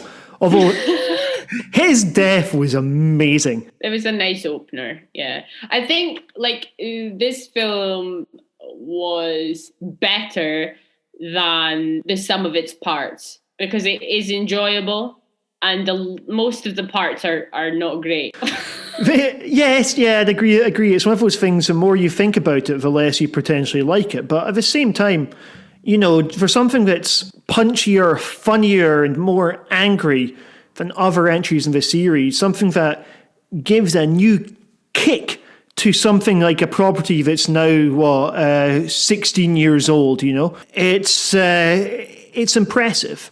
You know, it's weird to see it just still seeing a Saw film come out in 2021, you know, not feeling completely dated. To me, it felt like it was going in the right direction, but I'm not quite sure that they really knew how to tie it all together in a way that would feel really satisfying for the audience. Because there's a lot in the script that is entertaining and is fresh for the series. Like, you don't normally, like, the sort of incidental dialogue bits where Chris Rock is talking about like relationships and stuff, like, it's hard not to watch that and if you're aware of like Chris Rock's recent stand-up material, for your interaction with that not to be colored by the knowledge that Chris Rock is also recently divorced, and his sort of like observations about relationships. Like, you can link that to his like sort of autobiographical stand-up. But to me, that added depth and a richness to just, you know, the character, which isn't really there for a lot of the other, and just something different as well. Like, the character is not like another character that we've seen in those moments. But in other places, you know, they're completely stereotyped. All of the characters are, and even Chris Rock is, when it serves the plot for him to be like the good cop in this situation. Like, I was actually, when you see him at the beginning and he's involved in this like robbery, I was kind of like, have I remembered this wrong? Because I saw in the trailer like he was supposed to be a police officer. And I'm like, now he's part of a gang. Like, and then it occurred to me, I'm like, oh right, come on, like, get your thinking cap on. Like, obviously he's undercover. But I actually thought, you know, it would be way more interesting, like, if he wasn't a police officer, if he was a character who wasn't just, because I think the problem is he is just a good cop, or he's supposed to just be a good cop, and that sets him apart from the other people. But if he was characterized by more than just like, oh, he's got an ex-wife who he doesn't get on with because she cheated on somebody. Oh, he's overshadowed by like his legend of a dad or whatever. Like, all of these things are just so by rote, that it kind of cheapens what otherwise could have been like a really interesting kind of character journey. For me, he elevated it just enough. He elevated it above the bog standard police procedural that it kept threatening to turn into. You know, we've got an antisocial maverick cop with a tortured backing story, a drink problem, and daddy issues, who gets a bit too personally involved in a case. Who hasn't seen that film before? Yet this didn't seem like every other film like that. I think part of it was also because we have this sort of anti-buddy narrative that runs through it. You know, him and William would normally make each other better. Yet at the same time, what we have instead is William kind of idolising this guy who's just a complete asshole in it. You know, and Chris Rock just seems to relish the asshole bits. You know, it's when he's at his most cocky and his most flippant that I think he's also the most watchable. You can't take your eyes off him, but you would never want to hang out with him in real life. And it just makes for quite an intriguing, or at least quite enjoyable, central character. It is very enjoyable, but the problem is it's completely uneven. He is enjoyable in those moments. In those moments you feel it, but then you're probably seeing something that's not so dissimilar from like the Chris Rock you might see perform stand-up. Whether that's a persona or not, I don't know. But like that Chris Rock just comes through in those moments. But then you get, you know, the scenes like when William is like the last person, next to last person besides Zeke, to leave the case conference room where they're all discussing leads for the case. And William leaves to go home and Zeke says, "Good job today, William." I did not buy that shit for a second. Like, I really didn't. Any time where he had to do something that was a little bit more emotional, a little bit more vulnerable, he didn't seem to be able to access that. And that's when it sort of just felt like, oh, now we're getting like the any other movie part. You know, it really did to me feel like a complete disjoint between the parts that were really entertaining and where Chris Rock was bringing something fresh to it, and the parts where it could have been literally any other actor delivering a sort of mediocre performance in a very like standard, you know, good cop in a bad system type role. I totally agree with you. I think it's interesting, the point about the vulnerability that he doesn't tap into, because it's a vulnerability that he can tap into on stage, particularly in his more recent special, Tambourine, where there's quite a pole-faced section all about his divorce towards the end. Now, there's presumably a bit of reputation management in that, since by all accounts he seemed to be the asshole in that relationship.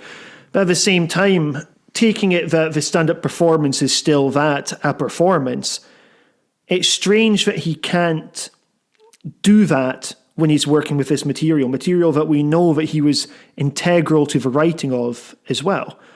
I'd say, you know, maybe this is just one of those things of when the camera's on, you know, when he's doing a piece of fiction, maybe the comedy is just simply what he's more comfortable with. Maybe it comes more naturally. I think part of it is the script. So, like I say, not exactly as an expert, but I think, you know, some of the lines are just so cheesy and so by the numbers that I think it would be very difficult to bring something like fresh and believable to it, because you just think like you're reading through the plot of like a murder mystery. Like it doesn't feel like that's something that his character would have said at that point. You know, like the character, like he's cynical, he's jaded. He hasn't, like, his partner hasn't really done anything that would win him over enough to earn that sentence at that point in time. Like, he hasn't really stuck his neck out in a way that this character, who's supposed to have built up all of these walls against everybody in the department, like, what has he done in that moment to earn that little slice of, like, good job? Nothing. Absolutely nothing. So it feels like it's completely false. And that's why he can't sell it, because it doesn't make sense. I think that's fair. Would you rather see Spiral 2 or Saw 9? I would rather see Chris Rock have another go at a better horror comedy film than either of those options. I'm not interested enough in, and I think the guy who played William did a perfectly good job with the material that he had. Like, and he was one of those characters. He reminds me actually of an actor who played a villain in early series of Bones. Like, he looks like a sort of everyman, like that you wouldn't suspect. You know, he doesn't look evil or anything. He just looks like some guy off the street. but he brought a sort of intensity to it that I thought was perfectly serviceable. So it's not that I wouldn't necessarily want to see him play that role, but I just don't really see where that story goes from there. Like what happens after, like, is Chris Rock gonna, like, is Zeke, like, where does Zeke go from there? Almost everyone he knows is dead. Like, does he get put to a new place? Like, I don't really see where they would go with it. But I also don't really have a desire to watch like another extra Saw film unless they could go back to really back to basics. Here's something that pissed me off about that finale. With William in it, it's in dialogue that his plan is foolproof. His plan is not foolproof. The entire thing hinges. He's like, I've got a foolproof escape. Woo-hoo. His foolproof escape entirely hinges upon Chris Rock joining him in the elevator but not shoving him out of the elevator. If Chris Rock had taken him out of the elevator, he'd be fucked. His master plan here is to leave in a lift, right? That's not foolproof.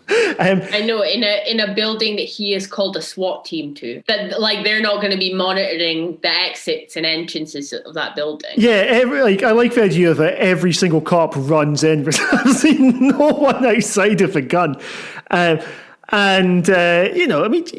Zeke's still alive. And it's brilliant iconography at the end, which obviously the years delay that this film's had in coming out has taken on a new level of significance. Whilst racial profiling by police officers is obviously still an issue before Spiral came out and long before George Floyd was killed.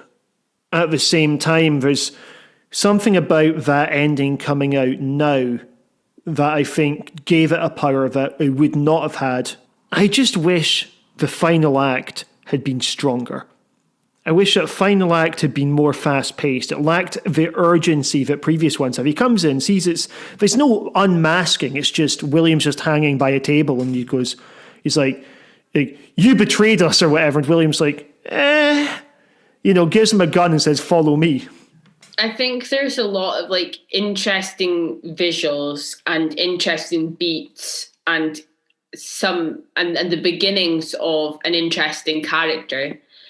But to me, it felt like they weren't quite sure how to tie it all together. And the result is something that is perfectly entertaining. If you like a Saw film, you'll probably quite enjoy Spiral.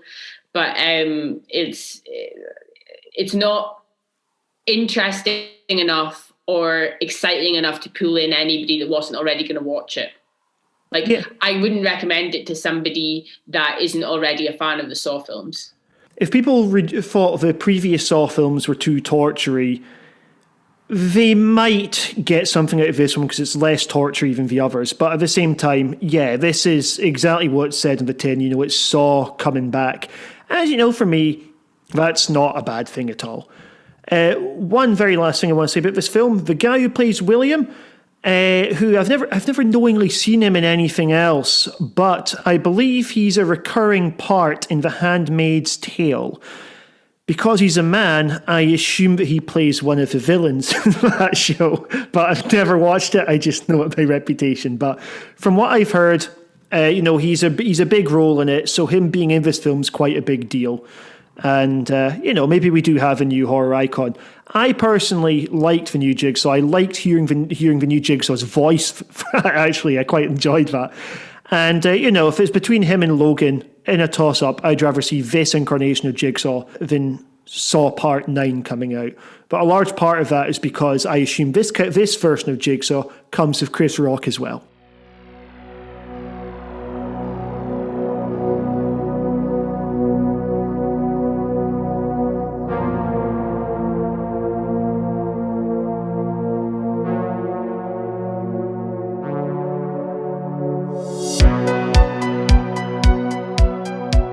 We always finish off on a list.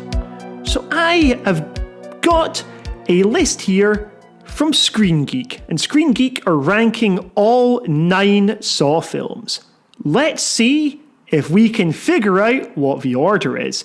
So I know what comes in at number 9. But what do you reckon is the worst Saw film to ScreenGeek.com? Or .net, sorry, not .com. 3D. Yes, Saw, the final chapter, aka Saw 3D, comes in at number 9. What do we reckon is the second worst film? 5. Yes, 2008 Saw 5 comes in at 8th place on ScreenGeek.net. What do you reckon is number 7? Although I liked it better, I'm going to guess they would have put 6 next. No, they have not put 6 next. Oh, you're in a streak. Wait, I still want to guess. Jigsaw. No. Oh, 4? Yes, number 4. Okay. 2007 Saw 4 is number 7. Number 6. What do you reckon is number 6? Jigsaw. No. 6. Yes, Saw 6 is number 6. Just remember that film takes place in a zoo. Now, number 5. What do you reckon is number 5 in ScreenGeek.net's top 9 Saws? Jigsaw, absolutely. They say that it's sort of like Saw 6. It isn't really a good movie, but it's not as bad as what we've seen before. So they're going down the route of it's the best one since the last good one. Right. What do you reckon is their number 4? So left is 1, 2, 3, and 4, isn't it? No, 4's been, it's 1, 2, 3, and Spiral are the ones that are left. Oh, right. Okay, well, Spiral probably next then. Yes, Spiral is number 4. So this means the top 3 are the first 3. What order do you think they're in? I would assume 2, 3, 1. 2, 3, 1. Well, number 3 is Saw 3. Number 2 is Saw 2. So, of course, number 1 is Saw Part 1. Way! That was a fun game, just like all of Jigsaw's ones in the Saw series. I'm really surprised that they would say that Saw 3 is not better than Saw 2, because I think Saw 2 has too many characters. Although I still I'm still taken directly back to the visual of Amanda being pushed into the pit of needles. Oh, fuck yes. I think for me, why I reckon they picked number 2 as the second best would come down to, and a lot of people do think it's the second best, and I think it comes down to the twist that Amanda is a villain as well, which, because we've seen all of the ones since then, maybe we forget how much of an impact that had at the time. Because also it was a bit of continuity from the first one. It was interesting to see here's what happens after someone does Jigsaw's thing. And then she's like, yeah, it turns out he was right, actually. So I think that was possibly it. But it's also, I guess, it was interesting to have one that really focused on the killer coming in second, and the killer is being interrogated for most of the movie. It's... I remember a while back I was doing an interview with Darren Boseman, and I asked him about the decision to kill off Jigsaw in Part 3, which Mark Berg later said he regretted. Maybe we could have just hung out for another couple of movies if we knew how many we'd have done. But, Darren Boseman was saying, or it might be Boseman, I've only seen it written down. Anyway, Darren was saying the push to get Jigsaw killed in Part 3 was far easier than the push to get Jigsaw captured at the start of Part 2. Anything else you want to bring up while we're here? Well, earlier on, while we were talking about lists, I was looking at a list of the Resident Evil games ranked. Okay. Yes, let's talk about these. How well do you remember the Resident Evil games? Not particularly. So this can be you testing me here, but find one of the ones that only has the numbered ones, rather than here's all 24. I've got it. Yeah. No, it's not the spin-offs. Okay, right. So we've got a list of 12 here. Okay. Because that includes the main series numbers and also some of the remakes. Okay. So coming in at number 12. I reckon the worst one is going to be Resident Evil 6. You are spot on. Yes. Resident Evil 6 is number 12. Number 11. Was Code Veronica not a bad one? I literally just told you that was a fond one that I remembered from childhood. Yes, I know you did, but I'm just trying to think of what ones to be. No, but it was another fond one that I remembered from childhood that was Zero.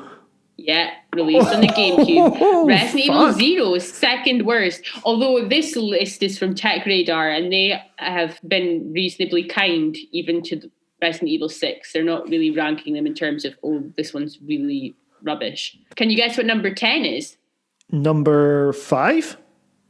Correct. Yes. Number 5, which was controversial at the time because it was set in Africa and involved like shooting a lot of black zombies, and also because it introduced a new character, Sheva Alomar, who I don't think appears in any of the later ones, and people didn't like her because they don't like women in games.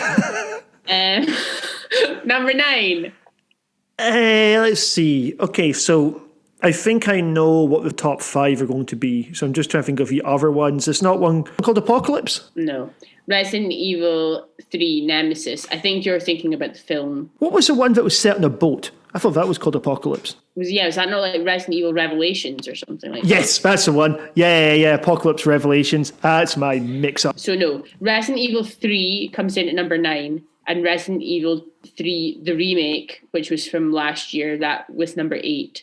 Number 7. Ooh, is this one maybe going to be the Resident Evil 1 remake? No, Resident Evil Code Veronica. Okay. Number 6. Number 6, I reckon this will be the Resident Evil 1 remake. It was the original Resident Evil. Oh, shit. Okay, so maybe the Resident Evil 1 remake will be towards the top. Right. So we're now Number 5. Number 5, I reckon that will be number 7. Not Resident Evil remake. Okay. Number 4. Resident Evil 7. Correct. Number 7, Biohazard, which I think is also the name for Resident Evil in America. It's called Biohazard. Okay, number 3. Probably Resident Evil 2. Which one? The original one. Correct. Number 2. Number 2 is going to be Resident Evil 4. Correct. And number 1 will be Resident Evil 2 remake. Yeah, that's correct. Yay! Okay, yeah. Resident Evil 2 remake was fantastic. It just looked so good, and I also liked the ending of it better. Like, I think the game was much more enjoyable to play, obviously, than the earlier one. I only ever played Resident Evil 2 on the GameCube. I never played the original one. I will tell you what, however, is a far better game than any of the Resident Evil ones, and that is Mass Effect, which we are going to go off and play right now. So thank you all very much for listening in to the Horror Cult Films podcast. Coming up soon, we've got an episode that's going to be all about cults, and we potentially got horror from the years we were born. So lots and lots of great shows coming up, maybe some special guests as well. Emma, thank you very much for being on this show again. It's of course always a pleasure, and thank you all very much for listening. Goodbye, everyone. Bye.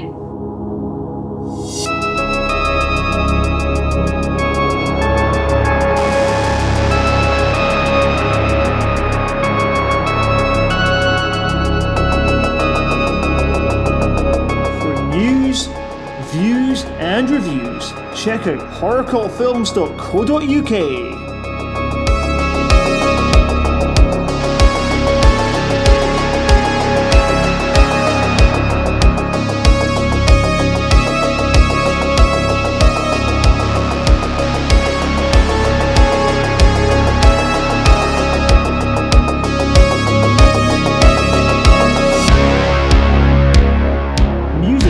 White Bat Audio.